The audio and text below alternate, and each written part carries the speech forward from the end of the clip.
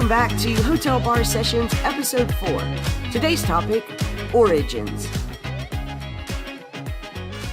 Hi, everyone, and welcome back to Hotel Bar Sessions Podcast. Say hi to my co-hosts, Lee and Shannon. What's up, Amen? Hey, Lee. Amen. Good to see you. Nice to see you, Shannon. Today's podcast is going to be on origins. We're going to talk about the stories we tell, whether they're true or not, about where they come from, and what happens when those stories fall apart. Now, in advance of today's episode, we asked our listeners to complete a sentence and tell us a little story that goes along with it. The sentence was, I was blank years old when I learned blank about myself. Does one of you guys want to cue up our first response? So we were not expecting anything in particular when we asked for these submissions, and we were thrilled with what we received and wish we could play them all. But one in particular stuck out insofar as, unbeknownst to the person who submitted it, it has everything to do with what we want to talk about in today's episode. Yeah, my story is that of a fundamentalist man, part of the fundamentalist Mormon faith. I was 35 years old, 5 wives, 25 children. I was a general authority in the church, and I really believed my shit didn't stink. I was special, and it all came crumbling down. I would love to hear Hotel Bar Sessions talk about how stories inform individuals, but also cultures in this really destructive, fundamentalist way. That's so interesting. It turns out that the reason why we decided to talk about this topic next is all of us were watching, and maybe some of you are watching too, this Netflix documentary series, Murder Among the Mormons. So we're all done watching it now. We're ready to talk about it, and then we're ready to talk about how this relates to origin. One of you guys want to summarize the series for those who haven't had a chance to watch it yet? I'll do it here since I'm the one who's the least familiar with LDS, the Church of Latter-day Saints. So Ammon is a former Mormon, and Shannon lives in Salt Lake City. So she's she's Mormon adjacent. But this was actually just completely shocking. It's a 3-part miniseries on Netflix. It's basically about this guy, Mark Hoffman, who grew up in the LDS church and in his early 20s became pretty well known as a trader of rare documents. We skip ahead to 1985, where there are these 3 bombings in Salt Lake City, one at the office of another rare documents trader, another one at the home of a rare documents trader that actually didn't kill the guy, it killed his wife. And then our protagonist, Mark Hoffman's car is bombed and he's injured, but he doesn't die. It looked like the backstory to this was that he had found a very famous letter called the Salamander Letter, which challenged one of the origin stories of the Church of Latter-day Saints. And so the suspicion was that there were dark institutional powers that were trying to stop these documents from getting out. But as we find out later, it turns out that Mark Hoffman was actually a master forger and had for years, decades at this point, been producing documents, not only original documents of the Church of Latter-day Saints, but also early American documents and various other kinds of things, poems by Emily Dickinson, letters from Abraham Lincoln. But he was a master forger, and all of these things were forgeries. And we do get a glimpse into, after Mark Hoffman is tried and sentenced to life in prison, he does agree to confess and try to explain what he did. And putting aside that he's a little tad bit sociopathic, but one of the really interesting things that he says is that it doesn't matter if the documents themselves are authentic. It only matters that people believe in them, that's what makes them authentic. And so he, as someone who, again, in his early youth, had turned away from the church and had become an atheist, was really interested in forcing other people to have to challenge those same kinds of fundamental faith structures in the origin stories that they have been told.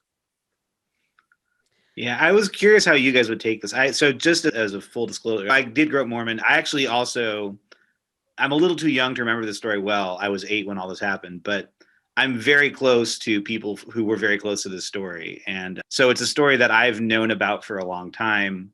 It's a story that parts of it are in family lore. And it was very interesting to find out suddenly all my friends on Facebook are talking about this thing that's from my childhood. And I can go watch this Netflix documentary, which, among other things, looks like and reminds me of like family footage of from when I was 6, 7, 8 years old. So it definitely got me thinking about origins in a different way. But I was very curious to see how folks who weren't from in the tradition would take the story. But it sounds like it's really resonating with people. Yeah, maybe could you just really quick, Ammon, this is my question, but I imagine a lot of people who are not familiar with the LDS Church also have this question, but why was it such a big deal that the books or the plates were revealed to Joseph Smith by a white salamander as opposed to an angel? Sure. Yeah, I'm an ex-Mormon, but I'm going to try to tell these stories in as neutral the way as possible. And listeners, I'm curious, I know some of our listeners are also Mormon or ex-Mormon. I'd be curious if people want us to weigh in as we talk about that, that's great. But very important to the stories of the Mormon faith, the ways in which these things were revealed to Joseph Smith. So the Mormon Church was founded by Joseph Smith in 1830, formally in upstate New York by this person, Joseph Smith, who for around a little over a decade prior to this had been telling stories about visitations that he'd received from angels, about this set of documents, these golden plates that he'd received, and which would eventually become the Book of Mormon.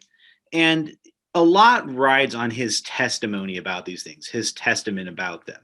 There's a lot of attention paid in the church. And when you're learning this, he was a young kid. I remember we would learn about all the people who had seen the plates and all the people there's 3 people who saw some of these angels with Joseph Smith, and there's 8 people who saw the plates, and their testaments are literally at the front of the Book of Mormon with their signatures on them, attesting that these things really happened.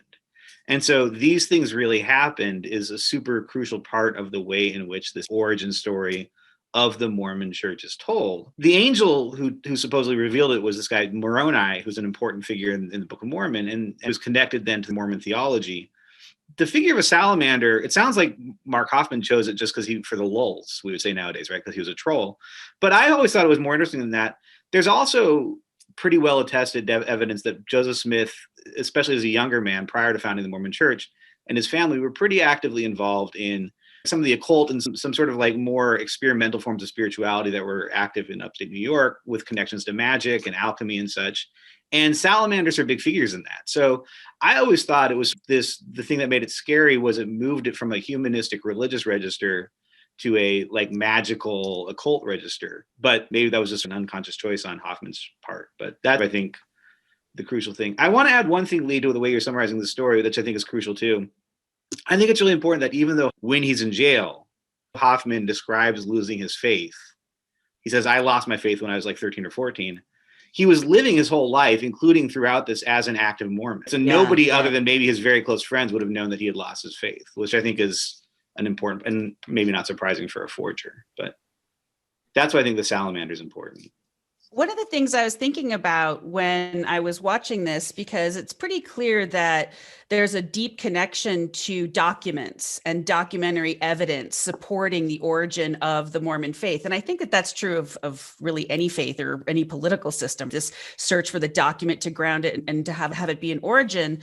But the difference is that since Mormonism is such a young religion, that there's so many documents that are possibly there to provide that kind of origin for it. So it makes the finding and seeking after documents all the more pressing because there's lots of that are really there. Yeah, we can imagine how much early Christians would love to have a more rich archaeological, and how wild it would be if they did. Or the Hebrew Bible, just so many things that could possibly be a text to ground it. And even when you find something like the Dead Sea Scrolls, suddenly everything's tossed up in the air. Like, what does this mean if something different is said about the origin that has come down that now everybody in general accepts as the origin, not an origin? I think one of the really interesting things that's a difference between, for example, early Christian and Hebrew texts and even the early texts of Islam and the LDS, and what makes the LDS much closer, and just in terms of its relationship to documents, much closer to the founding fathers of the United States, is that so many of them rely on actual signatures, right? And so I know that Ammon probably caught up on this too as well. Just the fact that Mark Hoffman was such a master forger and could believably imitate so many of these signatures, which are, of course, supposed to be inimitable. That's how we verify the genuineness of documents, is with a signature. And I think that if we found out that actually all of the people that we thought signed the Declaration of Independence weren't actually the same people, we might have that kind of relationship. Whereas I think it's always been a part of the Abrahamic tradition that these were sort of collections and that there's no single author, and et cetera. So it was really interesting to me that all of his forgeries were early documents of LDS or early documents of the United States government or early literature. What's also interesting is one of the things that was said in the documentary, that there's probably so much out there that we'll never know, which really raises the philosophical question of what is it that we put so much faith in with these original tangible documents? What is it that we feel like grounds us in a belief system if we can hold up a piece of paper and say, well, look, it says it right here. And you see this all the time with the sort of constitutionalists who are like, well, look at the document, go back to the document. What does the document say? As if since it's been written down and preserved and we have this document, that's everything. I was thinking about that too, because I was thinking at some point in my life, I learned that the Pilgrims and the Native Americans didn't actually sit down and have corn at Thanksgiving. They didn't? Right? You guys, I've got so much to tell you. Wait till you hear about what happened next. But we have these kind of stories that we were told. Hopefully they're teaching history better in schools now. But when I was growing up, these histories about the founding of the United States, so not in terms of the actual documents, but just origin stories. And it is unsettling, decentering, disturbing to learn that the origin stories that you had been told that are a part of how you form your identity and you understand the identity of your community are false, and that the belief in those stories is itself a whole phenomenon that in this particular example needs to be dismantled. However, I do think that discovering that the original Thanksgiving dinner wasn't as I was told, or any other number of sort of stories like that, discovering that those were false, that I was lied to, those origin stories are wrong, is a dramatically different thing than I would think if I found out that the Constitution was actually written in 1850, or the Constitution was actually written in the 1920s, or whatever. Well, it's because we would tend to think, but in the case of the Constitution, it's not just a declaration. It's what we call a speech act. It literally founds a nation. And so if it turned out that it didn't found the nation in the way that we said it did, this would cause some conceptual problem. For a realist, it would be no problem in certain ways because we're there now. Most Americans rightly believe that we trace the authority of our national institutions to the fact that a certain document was signed and ratified in a process that we purport to be democratic at a certain point in history. And so its historicity is important in a way that the historicity of Thanksgiving isn't. And I think, Lee, you're right that that's true. On the account of Mormonism that I learned growing up, that would be true for these sorts of statements in Mormonism also, that these events had founding significance. So if they didn't happen in the way in which they thought they happened, it's not just shuffling the myth around, it's fundamentally altering the architecture of the religion's foundation.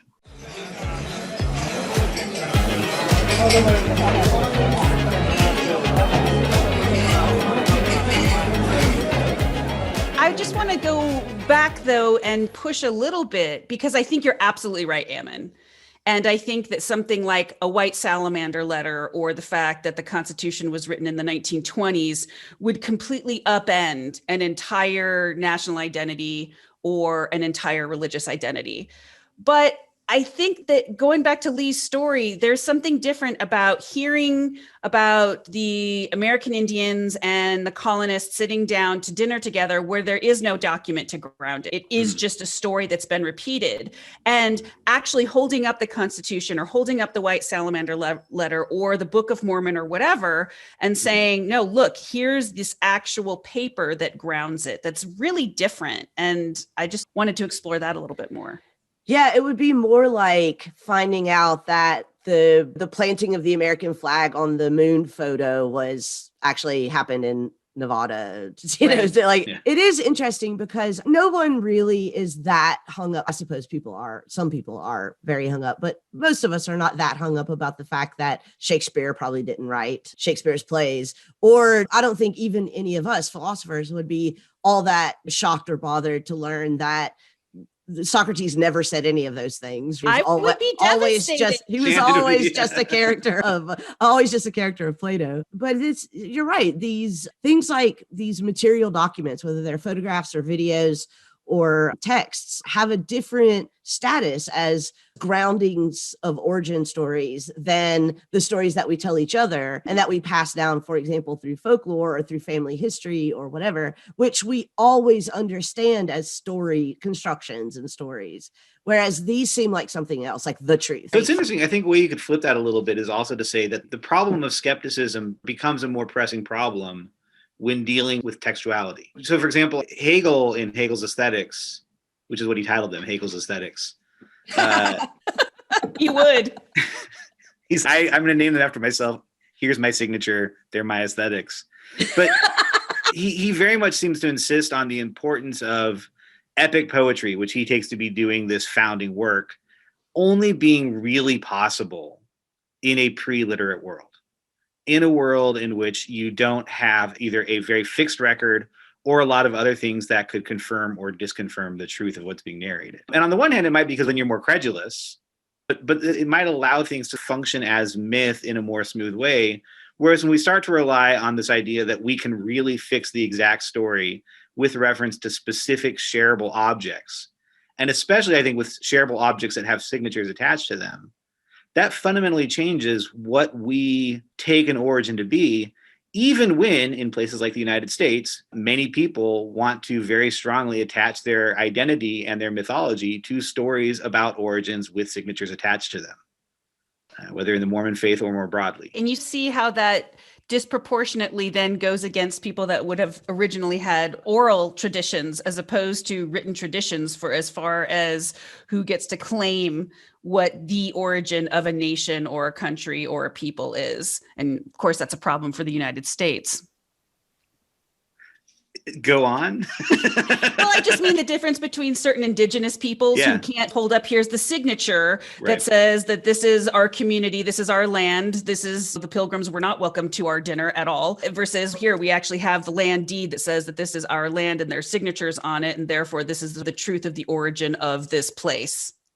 And all the treaty obligations that have been interpreted by U.S. courts in ways that might look a lot like breaking treaty obligations to other folks. Yeah. I wonder if we can't also talk about origins on a more personal level. These ideas of the sort of fictions that are passed down, as Lee was saying, that are the stories that we heard as children, that we might have heard in our families, that we might have heard in school, but that's also the origin stories that we tell ourselves about ourselves. And I was wondering, before we go into the larger question of origins as such, if we could read or listen to some of the responses that people sent into us to see the way that they answered the question, I was X years old when I learned Y about myself. Yeah, let's hear it. So one of our submissions was from Sarah. Sarah writes that she was inspired by our spontaneity discussion in episode 1. She says, I was 38 years old when I realized that I am an improvisational choreographer. The choreographic structures I had learned prior to taking my first improv classes in grad school always felt too rigid and lifeless. And I realized that year that my own relationship to time and space needed the comparative freedom of improvisatory choreographic methods. Because like dancing is inherently abstract, but I also think it is profoundly human. And that when we are in the presence of dancing bodies, we find ourselves craving immediacy. And I hate watching perfect dancing. I like watching rigor and effort and attention and intention and failure and problem solving and weirdness. These are the human things. And using improvisation to create and perform live dance allows us to suspend and collapse time and space in a way that presents the possibility of creating transcendence, the moment of hyper-awareness in which one can hover over oneself and see the map of movement, potential, and make infinite choices in the moment, like being lucid in dreams. That shit is exciting. Love it. That's great. It's Thanks Such so a much, cool Sarah. story. Yeah. We also got another submission from Bill Wilkerson, who sent in an audio file to explain to us a little bit about the various revisions that his own origin story went through as a gay man. I was 16 to 21 years old when I gayed myself. This is Bill Wilkerson. So I was 16 to 21 years old when I realized or decided I was gay. That long span of time may have been normal for a kid from the heart of Reagan country to come to terms with his sexuality during the Reagan years. But by refusing to date precisely my coming out and by hedging on whether I discovered or decided I was gay, I wanted to make a point about how gay identity is a story we tell ourselves to make sense of our sexuality. This is actually a position of mine that I spent quite a bit of time developing, and the disagreements this position has inspired, particularly from people trained in the analytic tradition, has also recently taught me something new about the connections between the idea of the origin and the stories we tell ourselves. So let's right to it. Our experiences are neither self-intimating nor self-evident and require interpretation in light of other experiences and socially available meanings to make sense for us. Apply this to sexual identity. Prior to coming out, I didn't have gay sexual feelings I repressed. Like so many young people of my generation, I just had a lot of confused feelings for a very long time. In a sense, I was neither gay nor straight, or I was both. It was many interpretive choices about my experience that eventually led me to adopt the sexual identity of gay. Kissing a boy for the first time helped considerably, of course, but only because the interpretive work had readied me. And in fact, the first time I kissed a boy, it just felt kind of odd, which is not uncommon. This sexual identity made sense of my life, not because it was the truth of my experience, but because it allowed me to retroactively repattern events and feelings in my life. Like any interpretation, it pushed some elements to the background and foregrounded others. And then, going forward, sexual identity became something akin to a project of existence. And so I have insisted down the years that I was not born this way, but rather that choice is involved in the process of forming sexual identity. This is also, however, not a simple voluntaristic choice. It is a situated, non-total freedom. My sexual identity is a construct insofar as the social category used to pattern my experience is a construct. Sexual identity itself emerges at the meeting point of our limited agency, our hermeneutic abilities, and available social meanings and roles. Skeptics of this view have sought to push on those ambiguous, messy feelings that happen prior to identification, asking, aren't those feelings of same-sex attraction, and so isn't it the case really that you were just gay all along? This response typifies a certain philosophical outlook in my view. There is a clear origin of a thing. The origin is the truth of the thing, and the thing is what it is in its origin. And in this case, we even get the individual and the inside as the starting point. Your feelings are what they are apart from social circumstances, and the interior experience is indubitable.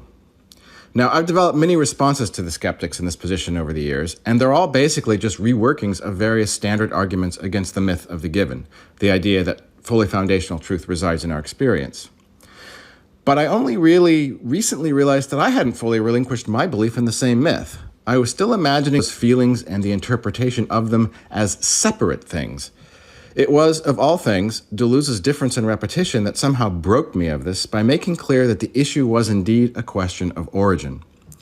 One day I was teaching Nietzsche after reading the Deleuze, and it seemed just as clear as day. The thing interpreted and the interpretation never exist apart from each other. The feelings I later interpreted as homosexual aren't the origin of my identity. The meeting of the feelings and meanings in the interpretation is the origin, which is to say, there isn't a single origin. Nietzsche's suspicion of pure origins, it runs through the whole of his work, is bound up completely with the primacy he gives interpretation. I don't know yet how I'd convince someone who doesn't accept this view about the linkage of the interpreted and the interpretation. I'm not sure why I even now believe it.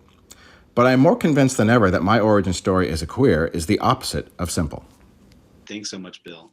I really like both of those stories because they're both telling stories, interestingly, about discovering that the origin story that they believed had been forged. That's a really good point. Right. Was not genuine. And in this case, it's not as if someone has disproved the authenticity of some document, but rather something in their actual life, in the process of, as Bill just said, constructing themselves, which is what we're always doing. That's something in their actual project of self-construction gave lie to the ground of that project and showed it as a forgery. And in both cases, what we see is people saying, I have to rewrite the origin. There's one really interesting thing, though, that I think, again, to parallel back to the documentary, both of our responders here are talking about places where they realized that they could not co-sign their own story. In other words, to sign the story that I used to tell about myself would be false. Whereas, of course, what the forger is doing is signing someone else's name as though it's properly affixed to that. So there's this ontological honesty. I think that you're realizing a forgery in your own life, but there's this ontological honesty to this moment where you realize I can't sign on to the thing that I've always thought about myself. And I can definitely think of moments like that in my life, and I imagine a lot of us can.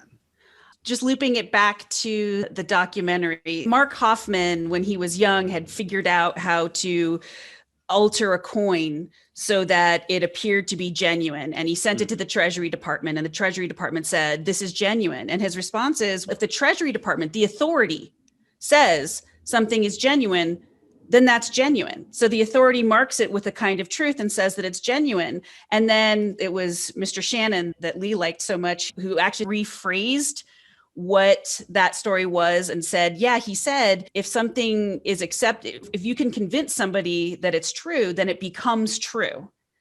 And so I wonder if these stories that we tell ourselves is the same thing as a forgery, as opposed to maybe just a fiction. And we're constantly telling ourselves different fictions, as opposed to what happens in this documentary and these actual forgeries, where if the struggle is to find an authority, an institution, to be able to give this stamp that therefore makes something real. So it's not just, I always grew up learning that the problem was that he was embarrassing the church so much. And the fact that very high-ranking church officials were fooled by him was this massive source of embarrassment. But this is really interesting because on this account, it's not just, haha, I tricked you, but it's this thing that I don't believe, but that I'm pretending to believe, and that you all believe, and yet you're so scared might not be true that you're willing to buy my documents. You, who are the authorities in the system, are now co-signing the forgery that I wrote. Therefore, the thing that I am writing is now the true origin of the Mormon faith. And he almost got away with it if kids. If Scooby-Doo hadn't come along at the last minute in the form of intelligent forgery detectors. I do think, though, that it's important to keep separate the belief in the authenticity of the document and the belief in what the document attests to, which are different things. So what Mark Hoffman did was not only trick people into believing that a forgery was authentic, but cause them to question what it is that the authentic document is meant to, the origin story that it's telling. Yeah.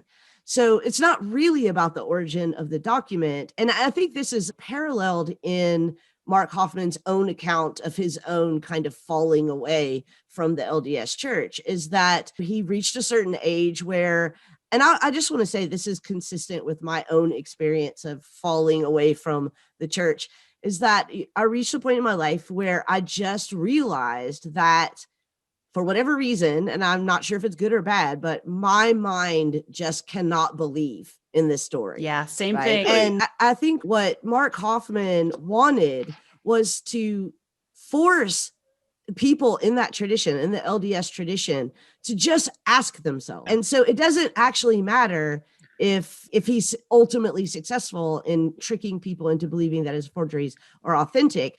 Just having the question, we don't know if this is authentic or not, is not about the document. It's about everything else. Right. So two things. I do want to come back to that. I have to say, and I'm being 100% serious when I say this, when I realized the church was not for me, the Mormon church was not for me, it really was as simple as eating a Sublime taco. And I'm not joking at all. That's a longer story, so we'll put that in the bonus content maybe. But it was not a falling away. It was, no, it's going to go somewhere else. Now, like Bill is saying, it took me another 7 years to realize that that's what that experience meant. But I know the experience where it happened. I had a definitive shift in my origin, and it was very clear. I was like, nope.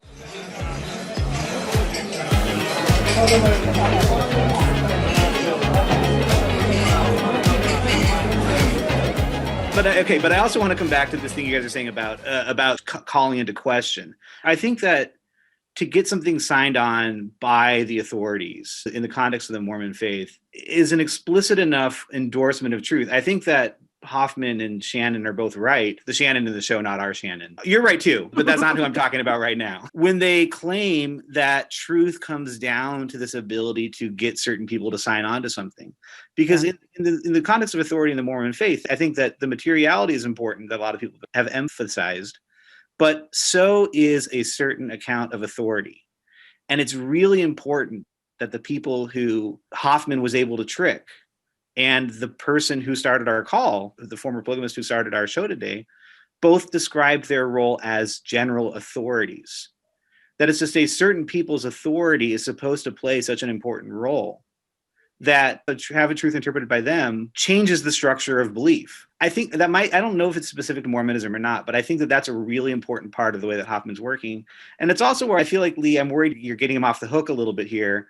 I don't think he's just trying to challenge people's beliefs. I think that in a way that's honest, but I think he's trying to use structures within the very nature of belief and to use chicanery in order to trigger a crisis of faith on the cheap. And that, I think, he did a lot of objectionable things. But even though I share his disbelief in Mormonism, I find that very objectionable, I have to say, the way in which he did that. So that's maybe a longer conversation.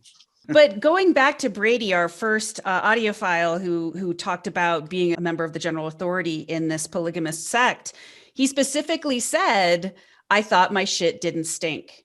Yeah. And so those people who represent the kind of authority, like maybe the US Treasury or maybe a certain church authority, there is a sense of perfection, of absoluteness, of infallibility. And that when you occupy that role, it comes with a kind of untouchableness.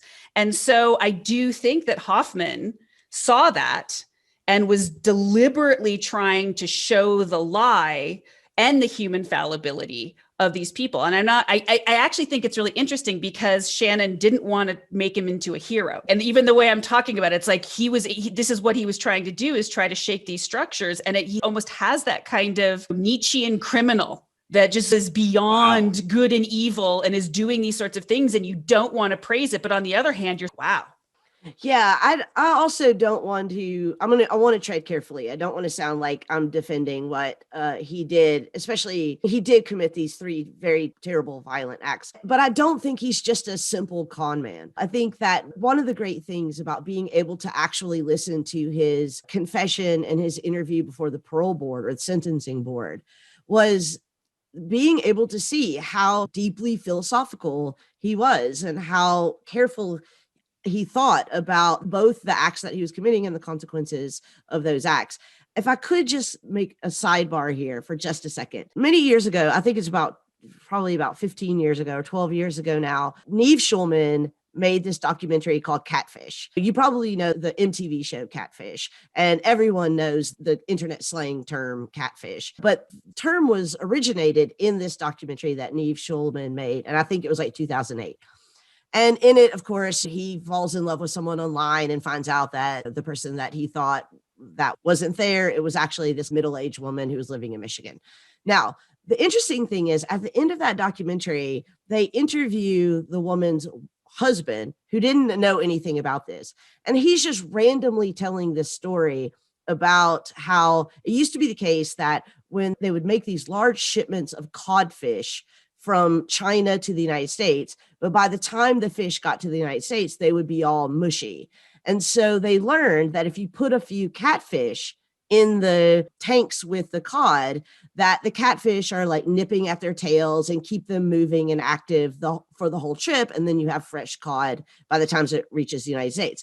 So interestingly, that's the origin of the term catfish. It's not a purely negative identification, right? He actually says, thank God for catfish in our lives. They keep us fresh. They keep us moving. They keep us on our toes. So back to Hoffman, there is a part of me that sees Hoffman as a catfish in that way, not as a simple con man, but as someone who is engaged in a sort of long con and very definite forgeries, but has this function of keeping people on their toes, keeping them fresh, keeping them moving, making them ask questions. I'm not sure if that really amounts to me defending Hoffman, although the more I talk, I'm starting to feel like I do want to. Yeah. Wow. I did not see it going this way.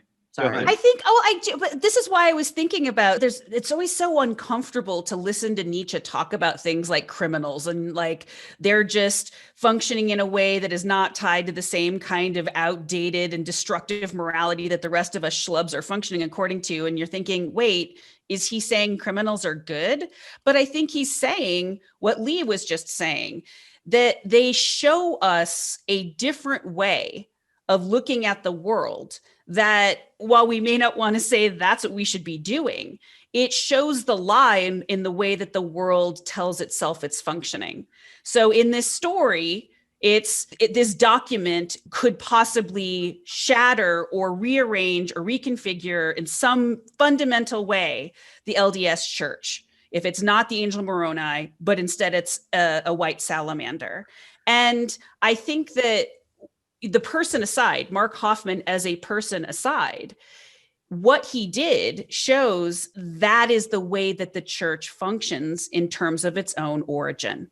And I think what's the most interesting thing about Mark Hoffman is that he's not trying to replace the truth with another truth, that he's just trying to disrupt it. So he's not Socrates. He's not like, I'm going to come and disrupt your... Or Jesus. He's really just trying to unsettle things. And that's what's really unsettling about watching this documentary, is that there is something kind of attractive and sympathetic about Mark Hoffman in this. So there's two reasons at least why I think you guys are getting taken in by a con man in a way that love it is maybe love it. Which again so there's no such thing as being a simple con man. You're right, he's definitely not a simple con man, and he's a brilliant con man. But I am not sure that he's Nietzsche's criminal.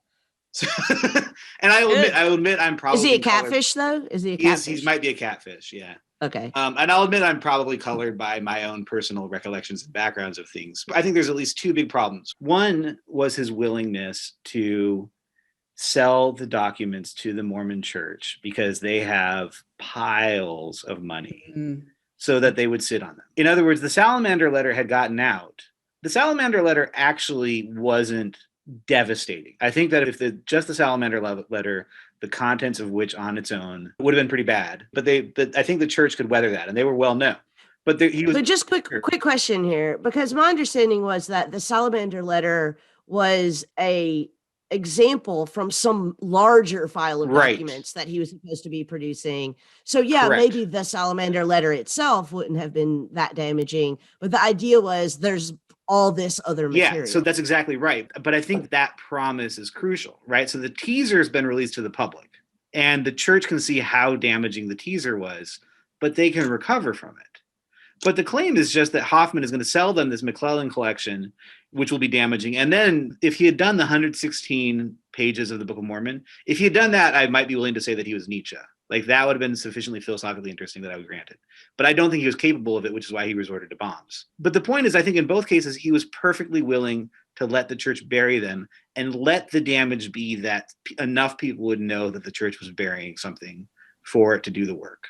So you're saying he's still really doing it for the money. He's doing it for the money, and he's also not really unsettling it. He's undermining a foundation, which is, again, it's not a foundation I believe in. Yeah, but you're right. That's literally unsettling. but But but I don't want us to get too in the weeds about this documentary. totally fair. But can I add? Go ahead. One other thing, and this is really quick. The other thing, I really think this is crucial, and I don't think this comes across enough when we're seeing it after the fact. He was living the life of an ordinary Mormon man.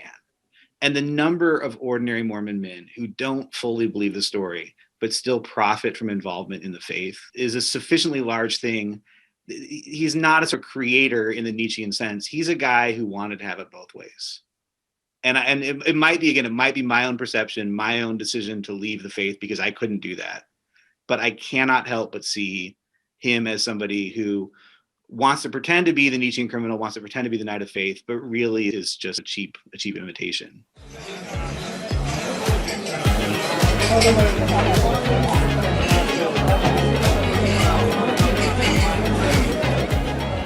Okay, so this might be a too delicate question to ask. And so if you want me to use a different example, definitely tell me.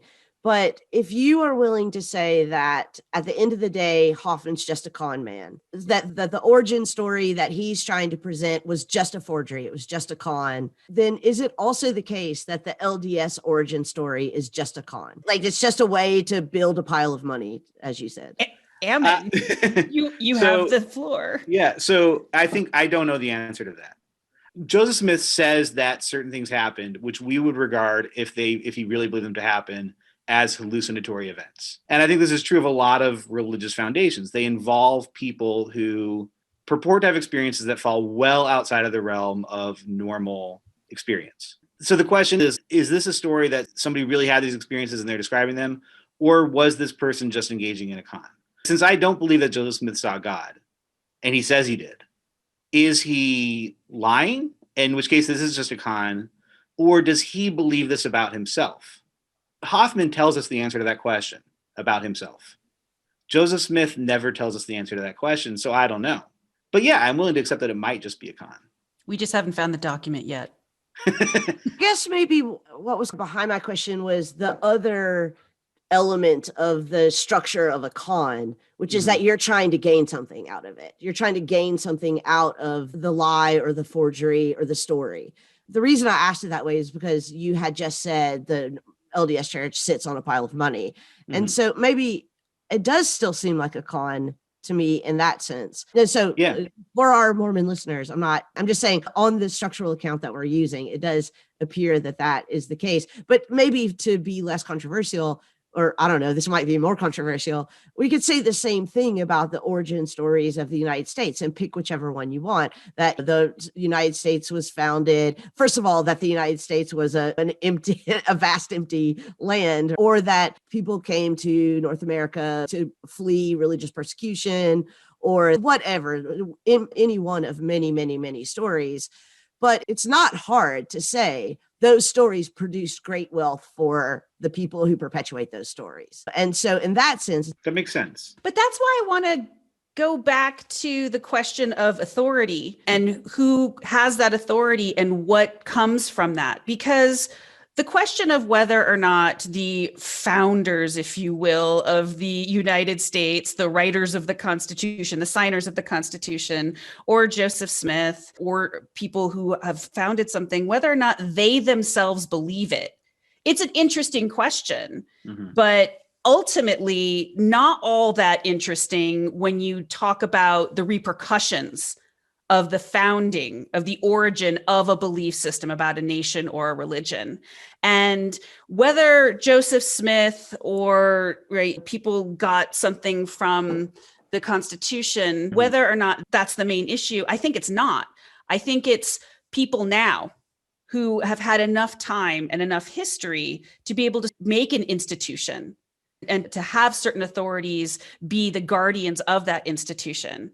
That's where you really see where this story, this Mormon murder story, comes in, because people are clearly making profits now. Yeah. In all of these origin stories, people are clearly gaining incredible amounts of power from whatever America or the United States is, or the Mormon Church or the Catholic Church or whatever is. And that's where I think the question that this story and that we're talking about in general comes in. Yeah, and so back to the conversation earlier when we were talking about the connection between sort of orality and literality. It's interesting in this context. In order to be able to control a story like this, there has to be a text to own. I think that's a crucial point. If we compare the Homeric myths, which are beautiful and which we love, to Virgil's Aeneid, this is an explicit difference. And it actually, I think, structures the experience itself. So Virgil, for our listeners at home, right, Virgil writes the Aeneid under the patronage of Augustus. So Augustus says somebody needs to write a myth, the origin story of which is I'm supposed to rule the entire Mediterranean. And Virgil's like, give me the checkbook and we'll go. Now, that doesn't mean that the Aeneid is not a beautiful work of art on its own account, but crucially, it was able to be an authorized edition. It was able to be canonical in a way that Homer, when Homer's writing the Iliad and the Odyssey, there's no canon. And if somebody else comes along with a different story, those stories can live side by side. I think what's crucial here, and again, I hate to come back to it, but this is why I don't think Hoffman's a Nietzschean creator. That structure is not being challenged here. You're trying to accommodate things into the story of canonicity, authoritative interpretation, historicality, univocity. All of those things are left intact. It's just, I'm going to fuck with them along the way. I don't think those things are left intact. Okay. I think it shows the anxiety, and it shows a sort of anxiety of when you have to protect something that's become a monolithic belief system.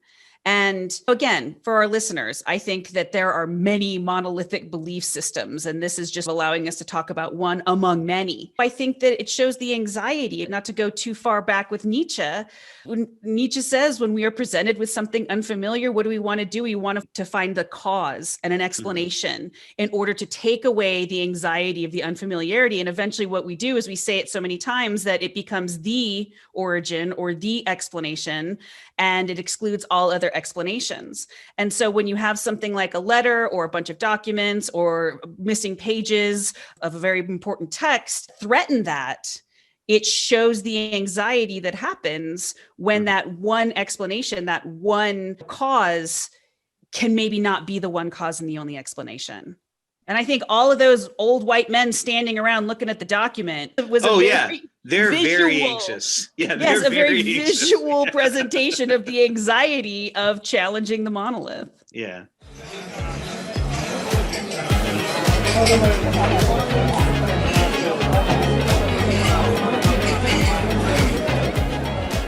Well, we are nearing the end of our episode, and we want to encourage all of you to continue the conversation with us through email and on our various sites. You can email us at hotelbarpodcast@gmail. Also, we really like to get your audio email. So if you do want to send us an audio file, we might include it in a future episode. So please feel free to do that. You can also visit our website at hotelbarpodcast.com. And we have a Facebook page, Hotel Bar Sessions Podcast, and a Twitter at Hotel Bar Podcast. So you guys, what are we going to talk about next time? So let's talk about the origin of the last year of our lives. Oh, God. Or maybe the terminus of the last year of our lives. So yeah. So actually next time our topic really is going to be a sort of 1 year retrospective of the pandemic. We're recording this week. It's almost the third week of March. So we've now made it through one whole year of the COVID-19 pandemic. I think I'm the only one of the three of us. I'm half vaccinated. So I've got another shot in 2 weeks, but we have seen a tremendous increase in the number of shots in arms, as they say, happening every week. And so it does appear that it's springtime, real springtime for this pandemic. We might be entering a new phase, but we're going to talk next time about what this last year has been like. I'm certainly interested to hear what people have learned philosophically about their experiences, about the nature of community and themselves and family and work, given what we've all just gone through. I hope we learned something. That's all I'm looking for, is that we learned something. So. Otherwise, it was just a wash. I learned several amazing life hacks all on TikTok. So I have. Oh, sweet. So we're gonna share Lee's best TikToks for the last year. Let's Oh do my that God. instead. Can we please have an episode where we share Lee's favorite TikToks? That would be really fun to have like an episode of sharing TikToks. I could do that. All right, we're gonna do that. It'll be bonus content in the summer as we'll share. It looks like we've gotten last call at the hotel bar again. So I will catch y'all next time. See you later. Bye.